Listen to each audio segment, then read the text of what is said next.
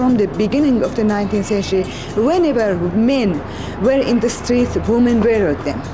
Because we're along with them. Can you understand my English? You speak very good. You speak very good.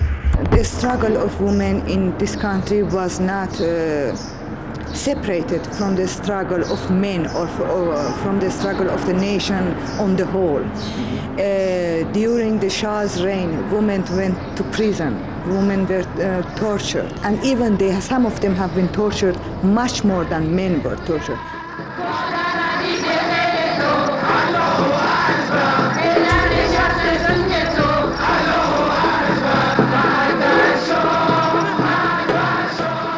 You can see now the women of 60 years old, for instance, who are struggling right now. I mean, who are activists because she has lost 4 sons, because she has lost her brothers, her داماد چی میشه؟ son-in-law.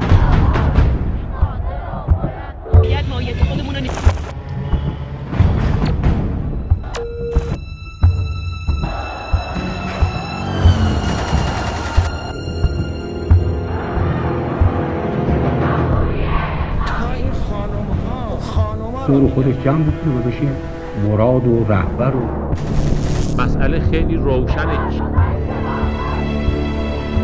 ترخیص انقلاب آغاز کن. اولئک سیرحمهم الله.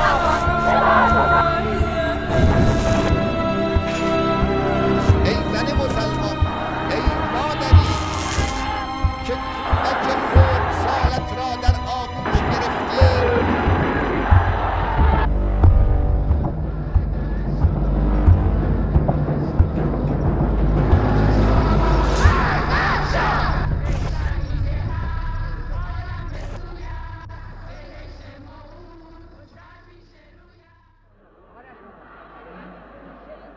بسم الله الرحمن الرحیم.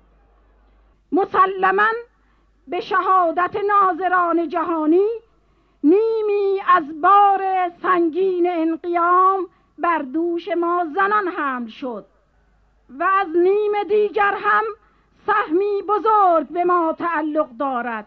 چرا؟ چون مردان، جوانان، پسرانی که در این انقلاب جان بر کف نهادند و خون دادند و همکنون آن را پاس می دارند فرزندان ما هستند.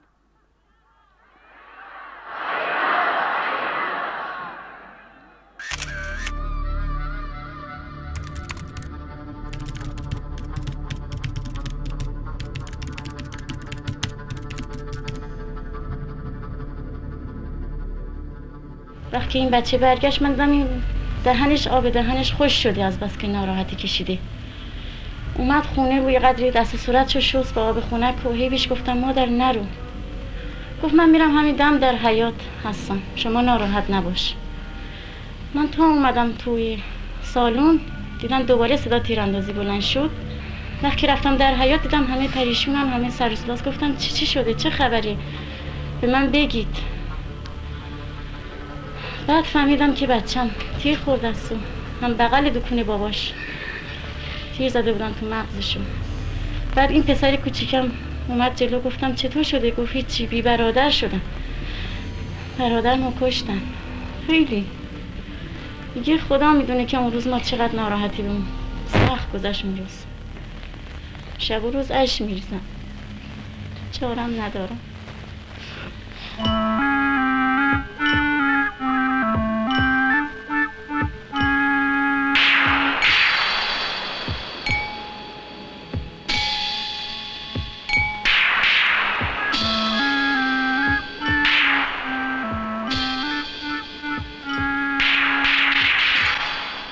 زنهای مسلمان نشون دادند که حاضرند مقاومت خود را تا لحظه آخر ادامه بدهند، تا لحظه آخری که رژیم طاغوتی و ننگین جبار پهلوی در مقابل ملت شکست خود را بپذیرد و از مقابله با این ملت بیش از این به مقابله با این ملت بیش از این ادامه ندهد.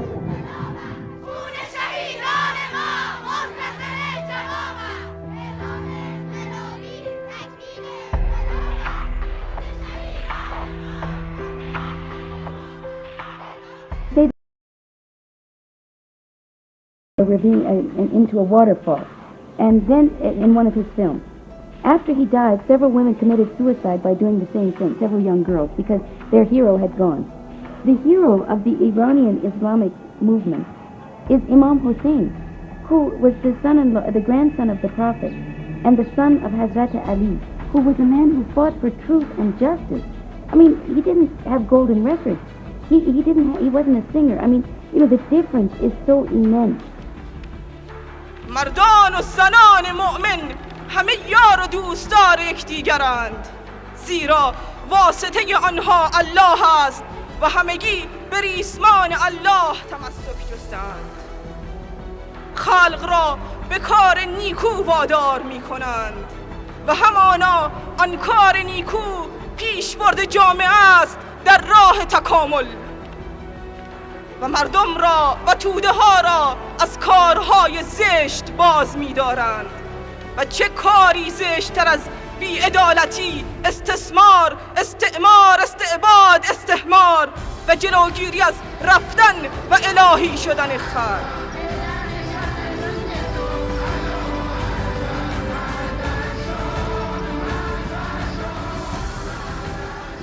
زنای ایرانی نشون دادن که هر وقت که امکانشو داشتند از هیچ مردی دست کم نداشتن. زن و مرد ایرانی هر جایی که باشن به نظر من هیچ فرقی ندارن. وقتی شرایطش فراهم باشه دوتاییشون میتونن دوشادوش هم کار کنن. زن ایرانی هم با توجه به امکاناتی که داشته تا حالا به نظر من فوق العاده بود. من امیدوارم که از این به بعد مسئولین نقش زنان رو نادیده نگیرن و تا حد ممکن از استعدادهای اونا، از توانایی‌های اونا، همچنان که از استعدادها و توانایی‌های مردان استفاده می‌کنن استفاده بکنن و بذارن که این مملکت رو ایرانی‌ها، زنان و مردان ایرانی دوشادوش به جلو ببرن.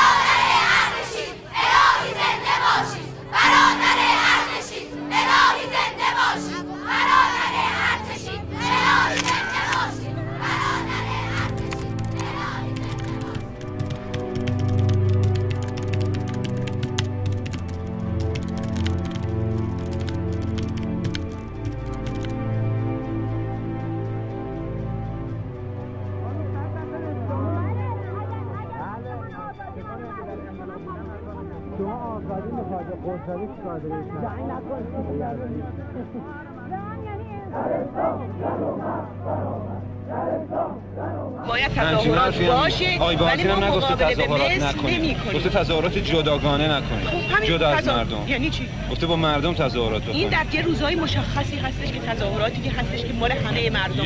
این مردم عامی نمیدونن کمونیست چیه. وقتی شعار میدن برابری، برادری، حکومت کارگری میکوبنش خانم. خود همین مردم میکوبن. میگیم ما حالا اینا چه قشرایی هستن؟ یه قشر ما میدونیم یه عده هستن این کارو میکنن. به هر حال دارن یه کار بزرگی میکنن. 4-5 نفر. ما باید ماهیت خودمون رو نشون بدیم. ما این کاملا درسته خانم ولی نه جدا از مردم.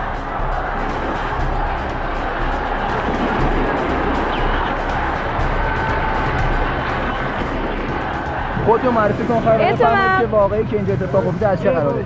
اسم من غزاله. من اینجا بودم از دیشب، یعنی مسیرم اینجا بوده. درگیری شده بین هوادار مجاهدین و بین پاسدارا و افراد به اصطلاح اسلامی. مسئله اینجاست که مواضع سازمان مجاهدین هنوز واسه مردم ما روشن نشده. بنابراین مسئله این نیستش که اینا بیان بریزن سر ما و ما رو کتک بزنن، چش ما رو در بیارن. حتی دیشب یه نفرم کشتن، 30 نفرم مجروح. مسئله اینه که اینا واقعا خودشون تشنج ایجاد میکنن. پس دیگه مسئله نیست که بخواد یه آشوب به این بزرگی در بیاد و برای رادیو آمریکا بیا صداشو با اون دروغ و تحریف خبر پخش بکنه.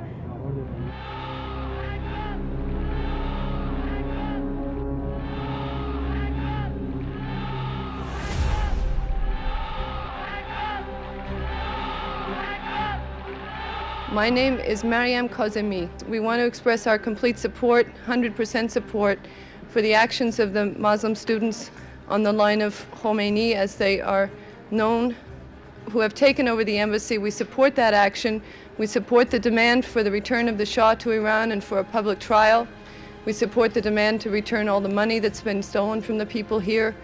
And we support the view that a trial of the Shah is important and necessary because it exposes not just an individual, but a history of terror and oppression in this country.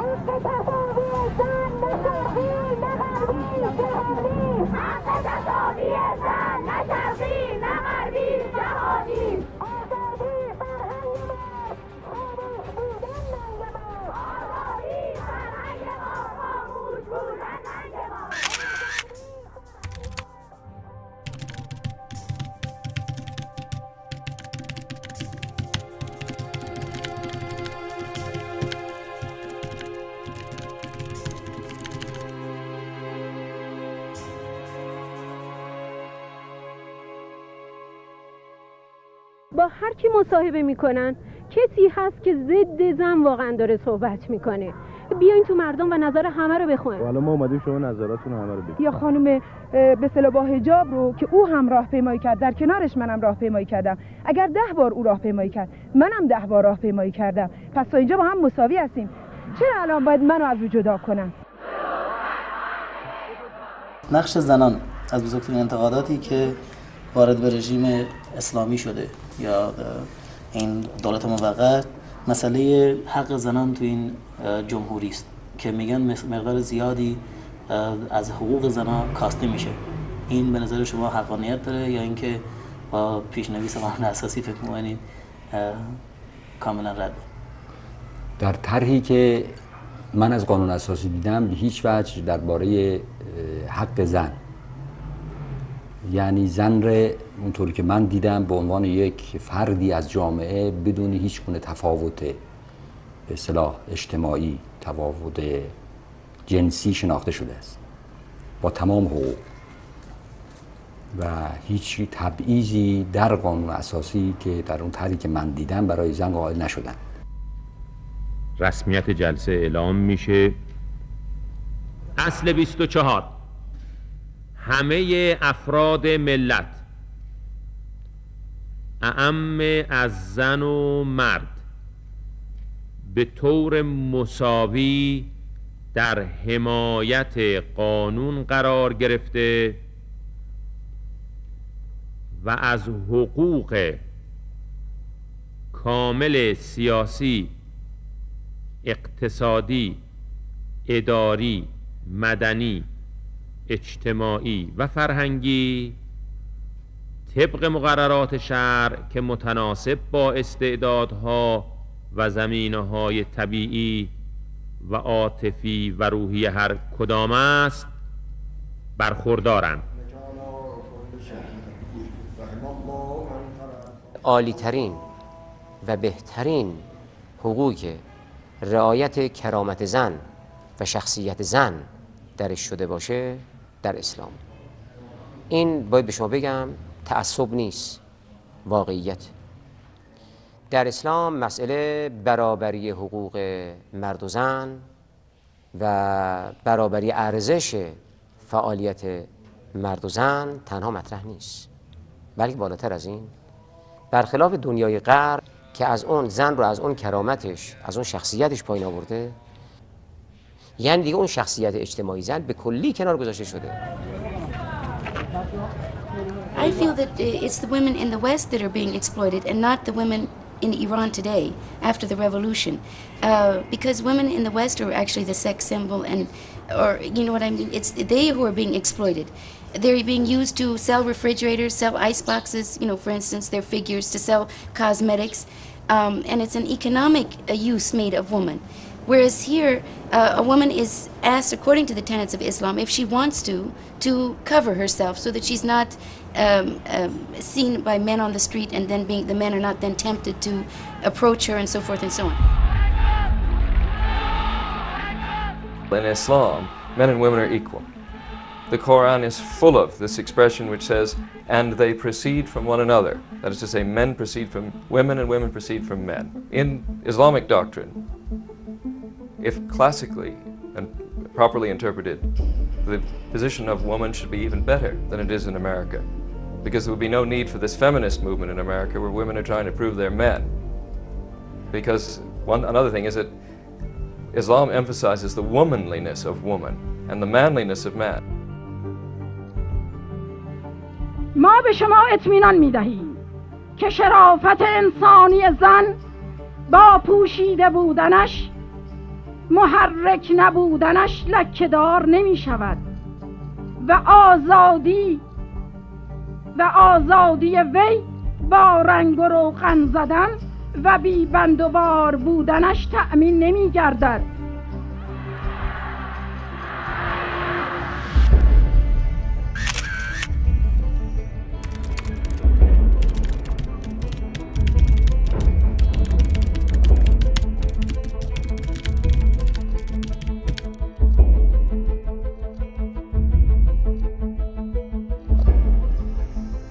This revolution is still very new, of course, but it seems that a lot of what's changed so far it has to do more with sex than with politics. Things like women are being asked to cover up. Films that are even slightly explicit are now banned. Men and women can't even kiss on the television any longer. They can't swim together on the same beach. How are we to understand all this? It's a question of an overall morality and an overall ethics, which is being brought back into Iranian life, which always was here. But, you know, in the last 20, 30 years, it's really been, the influence of the West has been such that women no longer knew themselves as themselves. They only knew themselves as something, as the way someone on the outside would see them.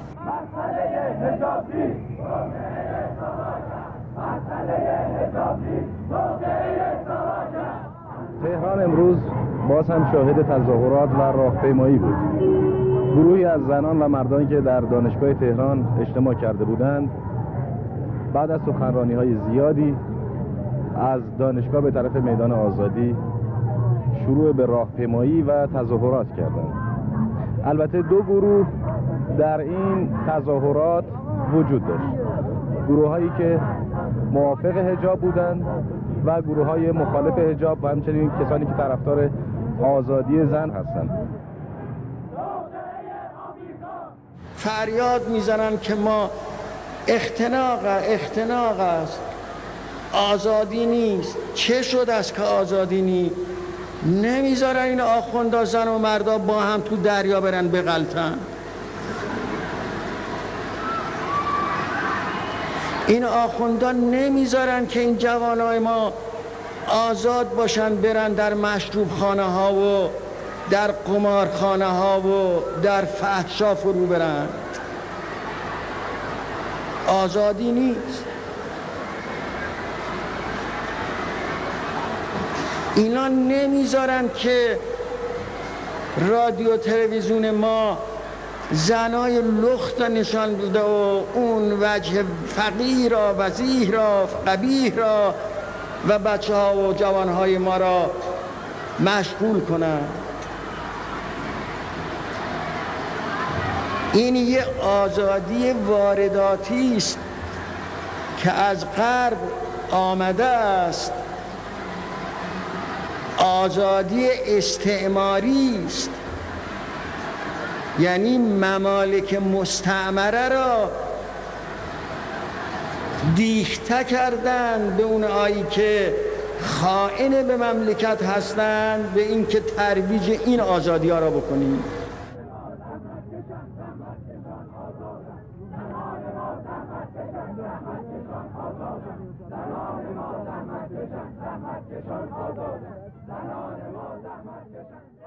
اشتباه میکنن خانومهای ما که اگر یک روسری به سرشون بیاندازن اینا از حیثیتشون کم خواهد شد و از جهت شخصیتشون کاسته خواهد شد. نه، بلکه از این جهت که قطع نظر از مسلمان بودن حافظ سنت شرقی هستند و این حفظ سنت شرقی اصالته. اگر یک کشوری بخواد مستقل باشه معناش این نیست که فقط دروازه‌هاش رو محدود کنه به روی دنیا. این است که سننش رو حفظ کنه، معارفش رو حفظ کنه، شخصیتاش رو حفظ کنه. این معنای استقلال واقعی.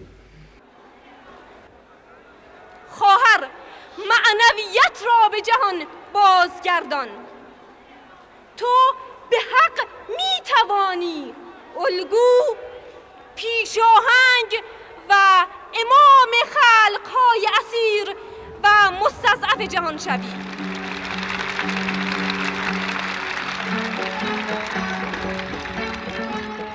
اگر قرار باشه که آزادی ما، استقلال ما به قیمت این باشه که ما حجاب سر بکنیم، من فکر میکنم که همه زنان ایران یک رست حاضرن که این حجاب حتی سر بکنن، اگر به این قیمت باشه که ما از امپریالیسم و از خلاص بشیم و بتونیم نهادهای رژیم گذشته رو در هم بکوبیم و به استقلال و آزادی برسیم. اگر این بهایی است که باید پرداخت، ما میپردازیم.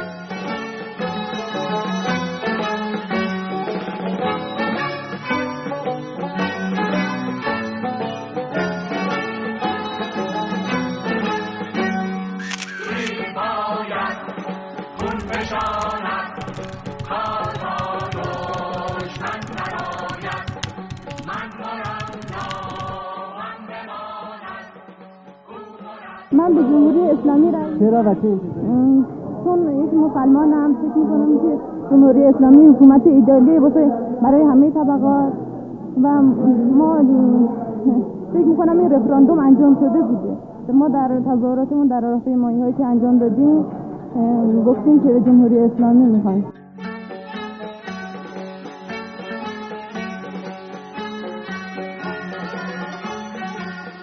الان شما به کی رأی؟ به جمهوری اسلامی، به رهبری آقای خمینی. چه انتظاری از جمهوری اسلامی دارید؟ انتظار داریم که مثلا یکی تو اون حدی نباشه که مثلا خیلی سیر باشه و یکی از گرسنگی بمیره و یکی خونه نداشته، مثلا تهران خودمون که شمال شهر آدمای زندگی میکنن که خیلی مثلا ماشینای آخرین سیستم سوار میشن، بچه‌هاشون بهترین مدارس رو میرن، ولی در جنوب شهر مردم آلونک نشینن، زندگیشون خیلی در سطح پایینی که حتی برای نون شب نون خالی محتاجن و نمیتونن زندگی خوبی داشته باشن. باید خون بشاند، کار با دشمن نراید، من مسلمه که به جمهوری اسلامی، چون دین اسلام دینیه که آزادی که دین اسلام وجود داره تو هیچ مرام مسلکی فکر نمی‌کنم وجود داشته باشه و دینیه که بر ضوابط اسلام پیاده میشه که مثلا مثل برادری و برابری و هر کس میتونه شخصیت واقعی خودش رو نشون بده، نه اون شخصیتی که بهش تحمیل میکردن تا به حال و به این دلیل که به جمهوری اسلامی رسید.